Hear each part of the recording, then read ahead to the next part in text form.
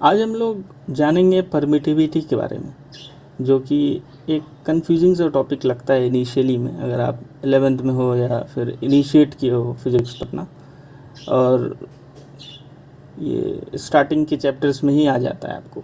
तो basically permittivity के बारे में हम ये बात करेंगे कि दो चार्जेस आपके पास होते हैं कूलम्ब फोर्स में, Q1 Q2, ठीक है।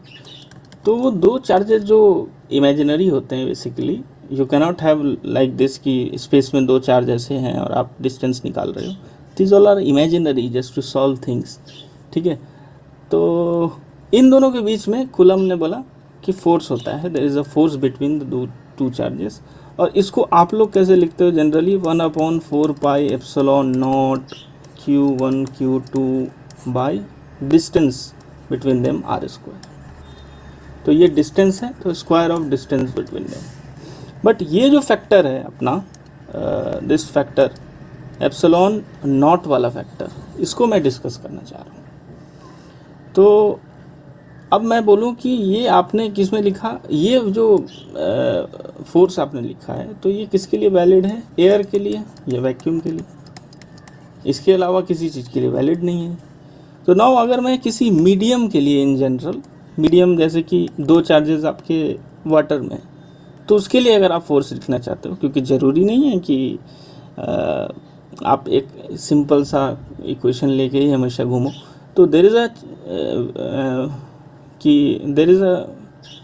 क्या बोल सकते हैं कि need to understand thing beyond it. तो 4πε0 की जगह हम बेसिकली, ये जनरल फॉर्म हो गया, थोड़ा ज़्यादा, इससे ज़्यादा जनरल है, Q1 Q2 by R square. ये है, ये किस चीज़ के लिए वैलिड है?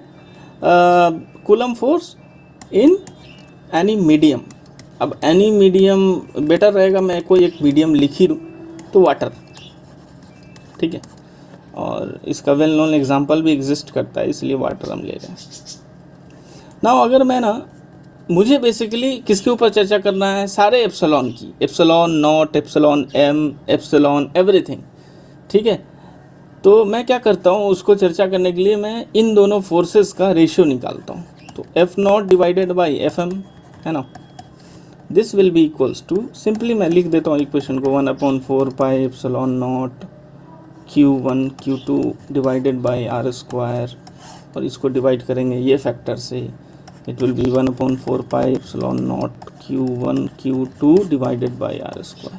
यहाँ पे एप्सिलॉन नॉट नहीं, एप्सिलॉन एम आएगा।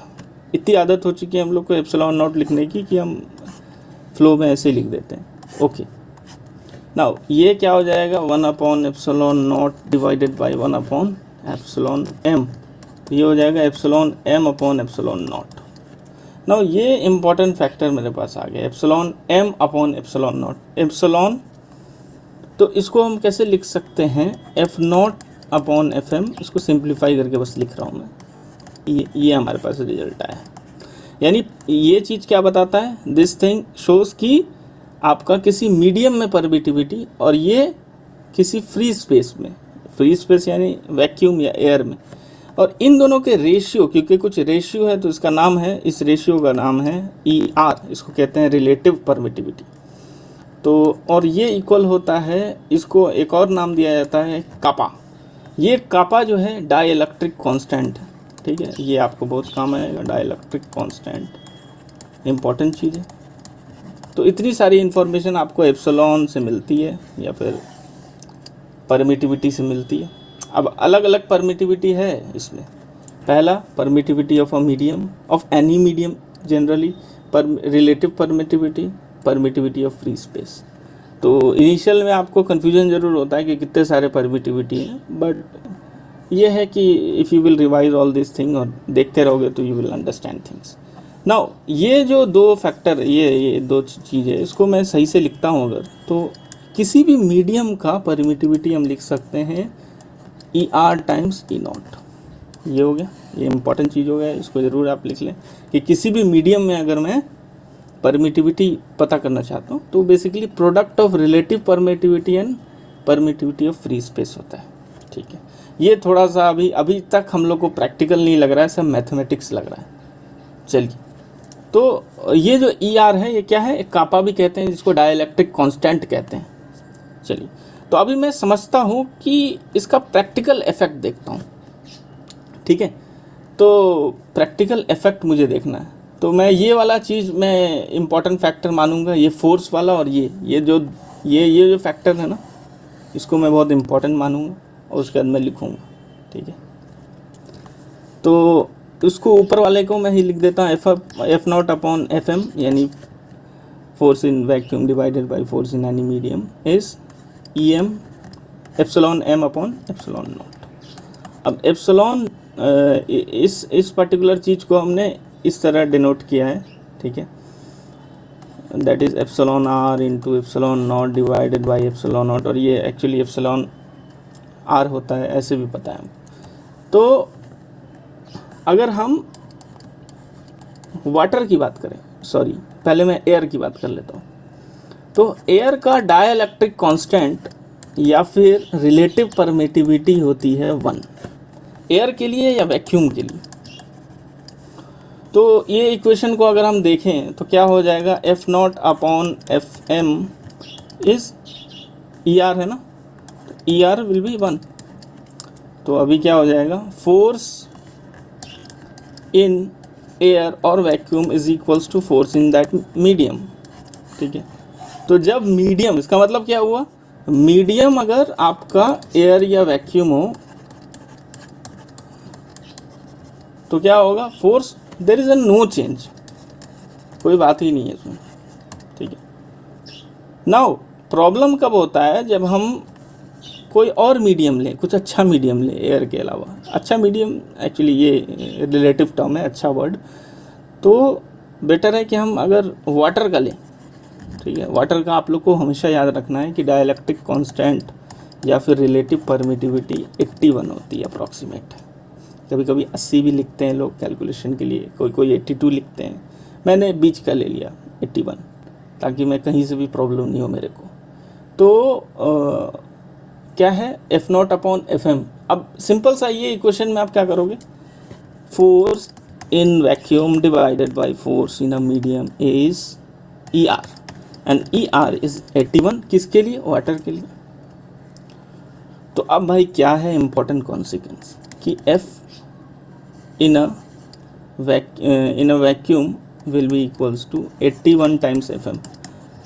ओके, ये चीज़ से ज़्यादा उतना बेटर नहीं समझ में आ रहा है। अगर मैं इसी चीज़ को इस तरह से लिखूं कि force in any medium and that medium is water is, इसी को मैं लिखूं अगर कि एफ नॉट अपॉन 81, सिंपल मैंने लाइक डिवाइड किया 81 से।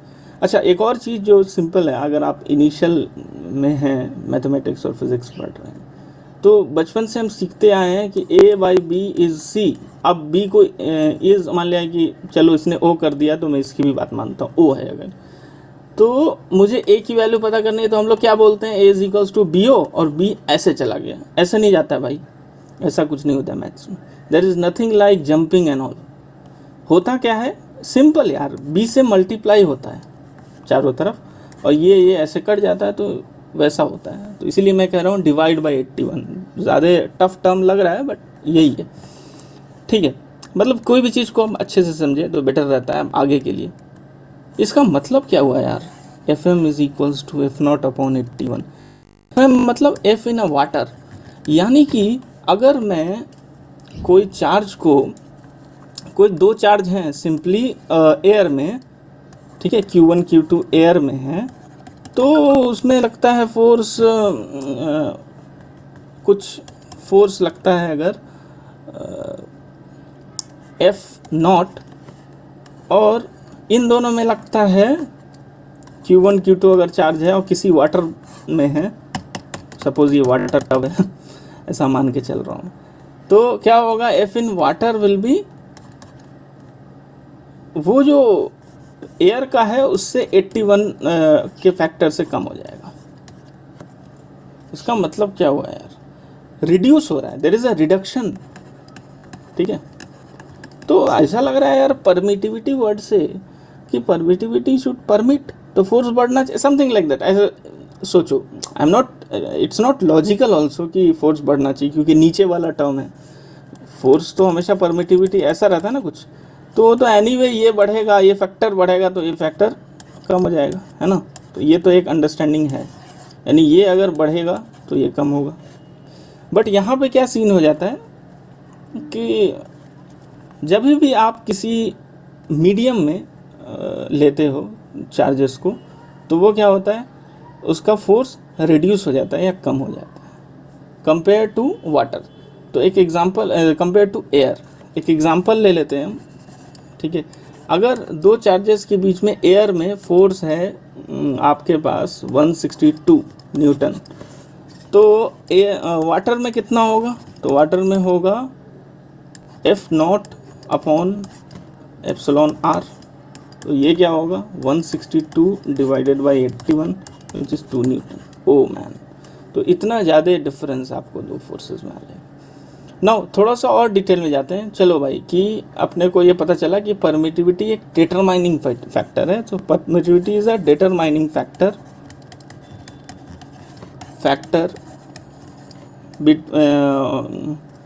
For force between two charges,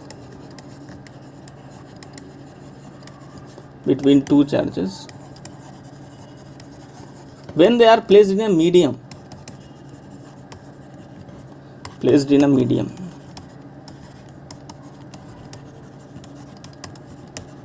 ठीक है। तो ये अपना परमिटिविटी की डेफिनेशन हो गई, और हर चीज़ का मतलब अलग अलग है, like epsilon R relative permittivity पता ही है आपको।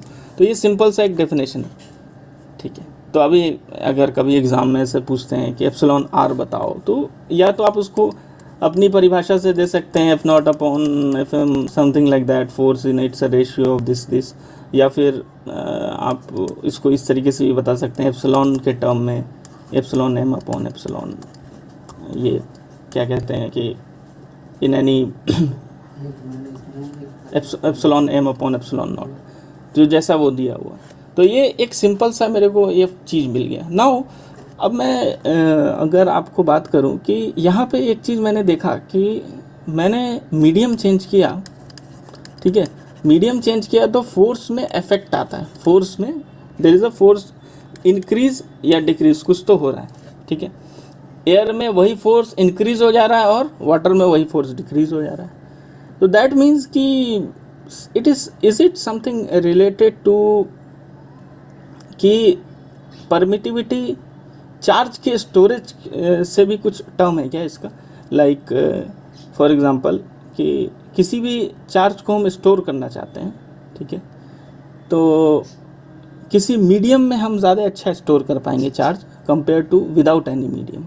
ये कैसे पता चलता है हमको कि अगर आपके पास पैरेलल प्लेट कैपेसिटर है, अगर आप अभी नहीं जानते हैं पैरेलल प्लेट कैपेसिटर में के बारे में, तो फिर भी एक अंडरस्टैंडिंग क्रिएट कर लीजिए कि दो प्लेट होता है, ठीक है, नॉर्मल मेटलिक प्लेट समझ लो, और उन दोनों के बीच में डिस्टेंस मान लिया d है, ठीक है। ये पैरेलल है तो इसलिए पैरेलल प्लेट, और इन पे चार्जेस प्लस q होते हैं, एक में माइनस q होता है।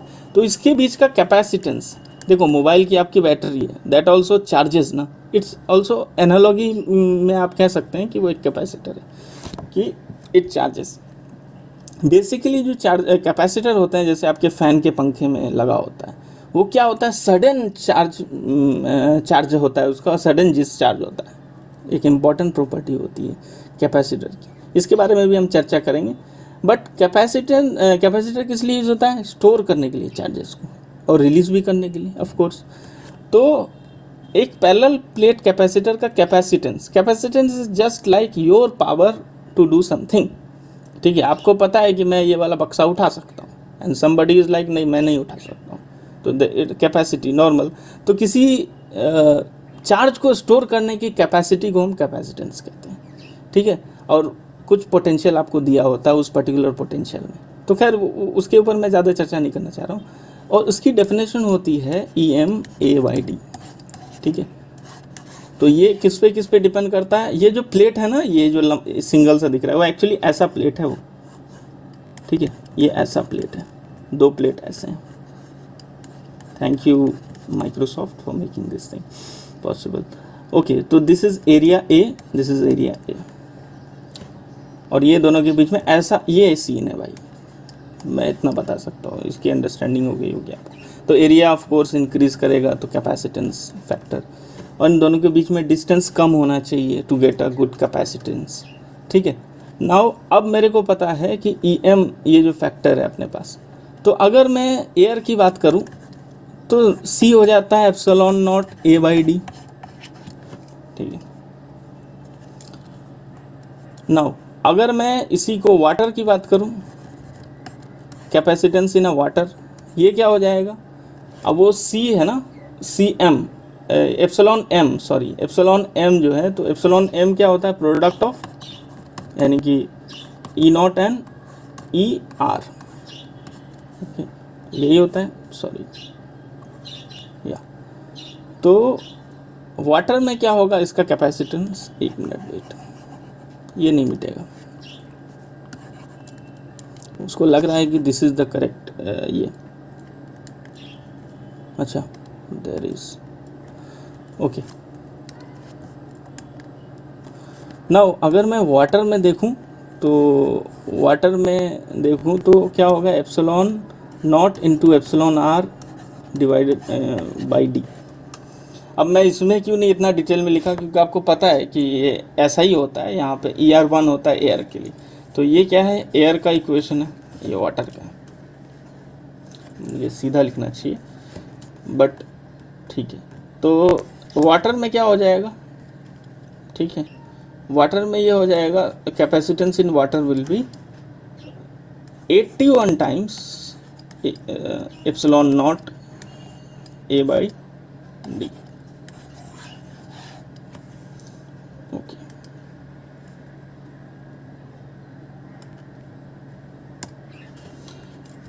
तो इससे ये पता चला कि अगर हम वैक्यूम में अगर हम कैपेसिटर को रखते हैं, अगर मैं किसी एयर में रखता हूँ कैपेसिटेंस को, तो उसकी वैल्यू होती है A epsilon not by D, और इसको अगर मैं C0 से डिनोट करूँ, ठीक है, तो वहीं CM इन एनी मीडियम या फिर वाटर में, तो इसकी वैल्यू हो जाती है 81 एप्सिलॉन नॉट A/D, और मैं इसको ये पूरे को क्या करूँगा, 81 C0, ठीक है, सिंपल मैंने यहाँ से लिख दिया है उसको उठा के। तो क्या होगा, 81 टाइम्स कैपेसिटेंस बढ़ रहा है वाटर में, यानी कि एयर में अगर कैपेसिटेंस 1 है तो वाटर में क्या हो जा रहा है, 81। तो यहाँ पे स्टोरेज ऑफ चार्ज एक इम्पॉर्टेंट फैक्टर है। तो यहाँ पे एक और चीज़ आपको निकल के आता है कि ये जो एप्सिलॉन एक फैक्टर जो है, उसको हम एक और तरीके से लिख सकते हैं, कैसे, कि capacitance is equals to epsilon into A divided by D। ठीक है, और इसको हम अच्छे से अगर लिखें तो ये होगा epsilon not epsilon R A/D। Air के लिए हो जाएगा, कैपेसिटेंस हो जाएगा एप्सिलॉन नॉट A/D। एक इम्पॉर्टेंट मैं कंक्लूजन निकाल रहा हूँ, वाटर नहीं, मीडियम ले लेता हूँ, एक जनरल कंक्लूजन, मीडियम DI। तो किसी मीडियम के लिए हो जाएगा एप्सिलॉन नॉट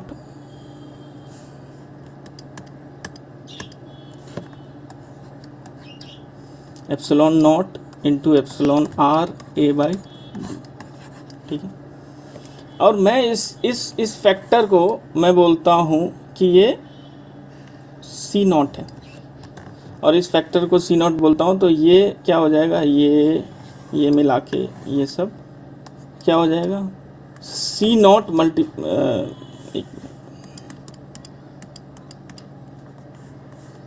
क्या हो जाएगा ये factor, C0 multiplied by epsilon R। तो आपको एक बहुत इंपॉर्टेंट सा इक्वेशन मिल जाएगा कि capacitance in any medium is equal divided by capacitance in air और vacuum is equals to epsilon R। और यही चीज़ वहाँ पे क्या था, आपको epsilon naught upon epsilon M यहाँ पे, तो उल्टा हो जाता है यहाँ पे, इन्वर्स। यहाँ पे हमने डिराइव किया था epsilon M upon epsilon not, या फिर ये relative permittivity E M by E not होता है। तो